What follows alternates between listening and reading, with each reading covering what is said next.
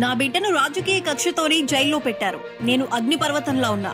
ఇక కాంగ్రెస్ ప్రభుత్వంపై యుద్ధం చేద్దామని పార్టీ నేతలకు కేసీఆర్ దిశానిర్దేశం చేశారు.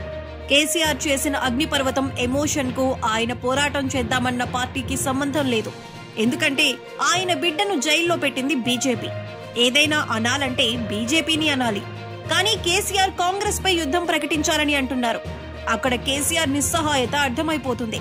బిడ్డ జైల్లో ఉన్నా పరామర్శించడం లేదని, ఆయన రాజకీయ ప్రయోజనాల కోసం పట్టించుకోవటం లేదని, హాయిగా ఫామ్ హౌస్ లోనే రెస్ట్ తీసుకుంటున్నారని విమర్శలు వస్తున్నాయి.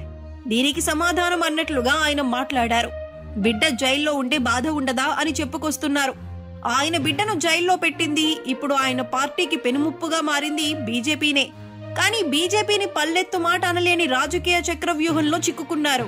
పైగా బీజేపీలో విలీనమవుతుందంటూ జరుగుతున్న ప్రచారానికి గట్టిగా కౌంటర్ ఇవ్వలేకపోతున్నారు. కేసీఆర్ అధికారంలో ఉన్నప్పుడు అహంకారంతో చేసిన తప్పుల వల్ల తన అధికారం శాశ్వతమన్న భావనతో తీసుకున్న దూకుడు నిర్ణయాల వల్ల బీఆర్ఎస్ పార్టీ ఉనికికే ముప్పు ఏర్పడింది.